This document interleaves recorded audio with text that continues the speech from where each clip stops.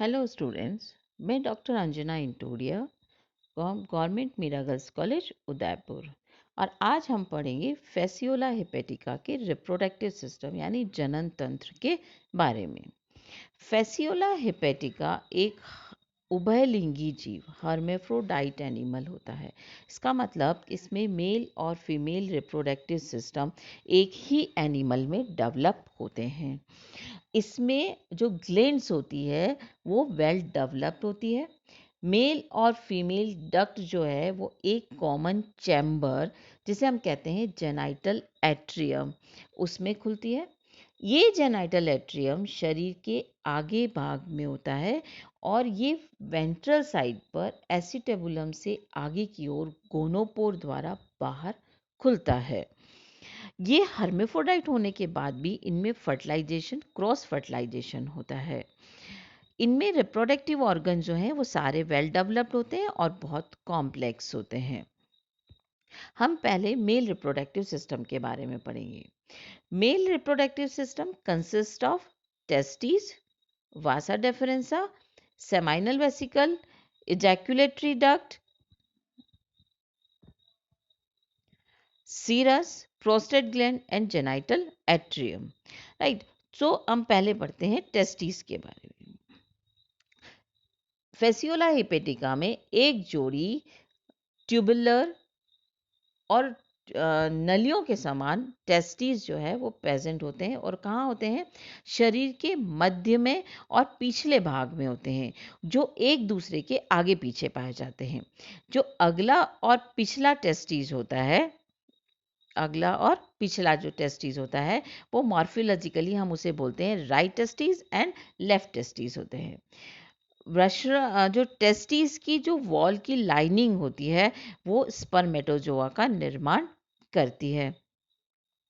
हर वृषण से, हर टेस्टिस से एक छोटी सी नैरो एंड स्लैंडर ट्यूब निकलती है जिसे हम बोलते हैं वासा डेफरेंसा। दोनों साइड की वासा डेफरेंसा आगे एसिटेबुलम तक एक दूसरे के पैरेलल बढ़ती है और एसिटेबुलम के पास में पहुंचकर ये फूल जाती है और सेमाइनल वेसिकल का निर्माण करती है। और ये सेमाइनल वेसिकल में जो है स्पर्म्स जो हैं वो स्टोर रहते हैं। सेमाइनल वेसिकल से आगे की ओर एक नैरो और एक मुड़ी हुई सी नली निकलती है जिसे हम बोलते हैं इजैक्यूलेटरी डक्ट, जो आगे जाकर के एक दृढ़ मस्कुलर इवर्जिबल कॉपुलेटरी डक्ट या सीरस में प्रवेश कर जाती है। जैसा कि हम यहाँ पर इस चित्र में देख रहे हैं, ये दोनों आ रही हैं इसकी वासा डेफरेंसा। ये आगे जाकर बना रही है, ये बना रही है शुक्राशय या सेमाइनल वेसिकल। ये इसकी जैक्यूलेटरी डक्ट, और ये जैक्यूलेटरी डक्ट जो है वो किस में खुल रही है? सीरस में खुल रही है। सीरस क्या है? Serous is a muscular and elongated structure होता है into which ejaculatory duct opens. The serous opens by male genital aperture in a common genital atrium में खुलता है। और कॉमन जेनाइटल एट्रियम, जो जेनाइटल एट्रियम होता है, एक गोनोपोर के द्वारा एसिटेबुलम के आगे की तरफ शरीर से बाहर खुल जाता है। इसमें जो इजैक्यूलेटरी डक्ट होती है उसके चारों तरफ बहुत सारी एक कोशिकीय प्रोस्टेट ग्लैंड्स होती हैं। ये जो प्रोस्टेट ग्लैंड्स होती हैं ये सब की सब इजैक्यूलेटरी डक्ट में खुलती है। और इससे जो एल्कलाइन सिक्रीशन होता है वो स्पर्म्स के फ्री मूवमेंट में हेल्प करता है at the time of copulation. Genital atrium एक कॉमन चैम्बर होता है जहाँ पे मेल और फीमेल जेनाइटल अपर्चर जो है वो एक एक्सटर्नली गोनोपोर के द्वारा वेंट्रल साइड पर एसिटेबुलम के आगे बाहर की तरफ खुलते हैं। अब जो सीरस होता है वो can be everted through the gonopore during the copulation. The cirrus penis and seminal vesicle prostate glands एक कॉमन शीट में या एक सैक के अंदर पैक रहते हैं जिसे हम बोलते हैं सीरस सैक। तो इस तरह से मेल रिप्रोडक्टिव सिस्टम में टेस्टिस होते हैं, वासा डिफरेंसा, seminal vesicle, serous sac, ejaculatory duct and prostate gland and genital atrium आते हैं। अब हम पढ़ते हैं फीमेल रिप्रोडक्टिव सिस्टम के बारे में। Female reproductive system consist of ovary, oviduct, uterus, vitelline glands, Mehlis glands and the Laurer's canals. Sorry, right, ovary, अंडाशय। शरीर के आगे के 1/3 भाग में टेस्टिस से आगे राइट हैंड साइड में एक बहुत branched and tubular structure present होता है जिसे हम कहते हैं ओवरी। ये ओवरी जो है फैसियोला हेपेटिका में सिंगल ओवरी होती है, एक ही ओवरी पाई जाती है। ओवरी की सभी शाखाएं आपस में मिलकर एक छोटी और ओविडक्ट बनाती है। राइट, दिस इज ओविडक्ट, एक ओविडक्ट बनाती है। ये ओविडक्ट पीछे की ओर बढ़ती है और शरीर के मध्य भाग में आकर के मीडियन वेटेलाइन डक्ट, जो ये डक्ट है वेटेलाइन डक्ट, इस वेटेलाइन डक्ट से मिल जाती है और ये ओवो वेटेलाइन डक्ट या यूटरस का निर्माण करती है। राइट, यूटरस बना देती है। वह जो यूट्रस होता है उसमें क्या होता है कि फर्टिलाइज शेल्ड एग्स और कैप्सूल जो हैं वो स्टोर रहते हैं वहाँ पे। यूट्रस जो है वो फीमेल जेनाइटल अपर्चर में common genital atrium on the left side of the mail genital atrium aperture की तरफ खुलता है। राइट, तो ओवरी, ओविडक्ट एंड यूट्रस। अब इसमें जो ग्लैंड्स पाई जाती है, एक होती है वेटेलाइन ग्लैंड्स पाई जाती है इसके अंदर।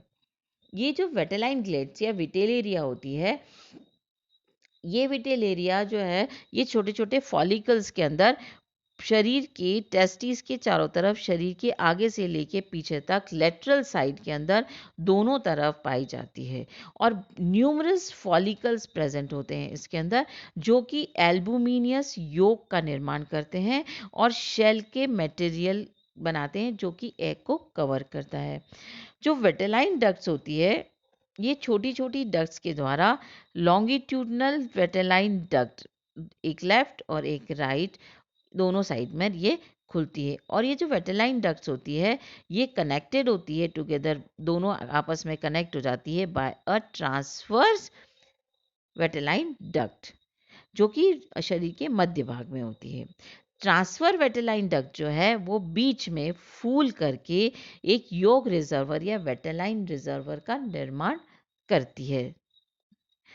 राइट, इस वेटेलाइन रिजर्वर से एक मीडियन वेटेलाइन डक्ट निकलती है जो आगे की तरफ जाती है और वो ओविडक्ट से मिल जाती है और बनाती है यूट्रस या ओवो वेटेलाइन डक्ट का निर्माण करती है।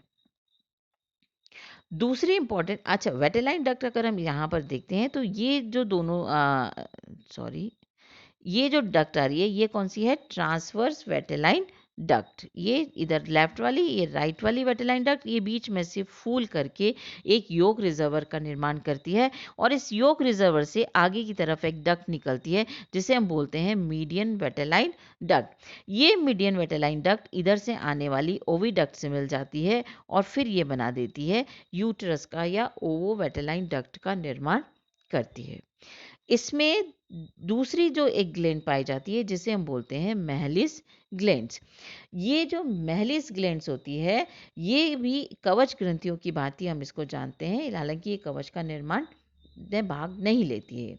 ये भी एक कोशिकीय ग्रंथियों का गुच्छा होता है जो कि अंडवाहिनी यानी ओविडक्ट, मीडियन जो वेटेलाइन डक्ट है और यूट्रस से, इन तीनों जहाँ पे मिलते हैं उसके चारों तरफ पाई जाती है और इनसे निकलने वाला जो सीक्रेशन होता है वो सीक्रेशन यूट्रस को लुब्रिकेट करता है जिससे जो अंडे हैं वो आसानी से आगे की तरफ सरक जाते हैं और शुक्राणु यानी स्पर्म जो है वो एक्टिव बने रहते हैं और इसी के कारण जो वेटेलाइन डक्ट्स होती हैं वो भी कवच गोलिकाओं को मुक्त करती रहती हैं।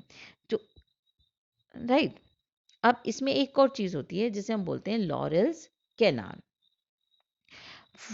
इसका ट्रांसफर सेक्शन है जहाँ पर लोरियल्स कैनाल होती है। तो ये पार्ट इसका, सॉरी, दिस इज ओवरी, ये इसका यूटरस, ये इसकी ट्रांसवर्स वेटेलाइन डक्ट, ये इसका योक रिजर्वर। ये योक रिजर्वर से एक छोटी सी ट्यूब निकलती है जो कि ओवरी डक्ट से जाकर के मिल जाती है, और ये इसकी मैलिस ग्लैंड्स। जहाँ पे ओविडक्ट से एक छोटी सी ट्यूब निकलती है, जहाँ ये मीडियन वेटेलाइन डक्ट से मिलने से पहले एक डक्ट निकलती है, इस डक्ट को हम बोलते हैं लोरियल कैनाल। ये वर्टिकली ऊपर की तरफ जाती है और ये कैनाल डोर्सल साइड पर टेम्परेली ओपन होती है at the time of breeding season. और ये जो लोरियल कैनाल होती है ये वेजाइना की तरह से एक्ट करती है, कॉपुलेशन कैनाल के जैसे फंक्शन करती है। तो इस तरह से फीमेल रिप्रोडक्टिव ऑर्गन्स में आते हैं ovary, oviduct, uterus, vitelline duct and Mehlis glands, Laurer's canals. ये फीमेल रिप्रोडक्टिव सिस्टम के मेन पार्ट्स होते हैं। तो आज हमने पढ़ा मेल रिप्रोडक्टिव सिस्टम और फीमेल रिप्रोडक्टिव सिस्टम, और इसमें प्रेजेंट सारी ग्लैंड्स के बारे में हमने पढ़ा। नेक्स्ट वीडियो में हम पढ़ेंगे इसके डेवलपमेंट और लाइफ हिस्ट्री के बारे में। आज के लिए इतना ही। Thank you.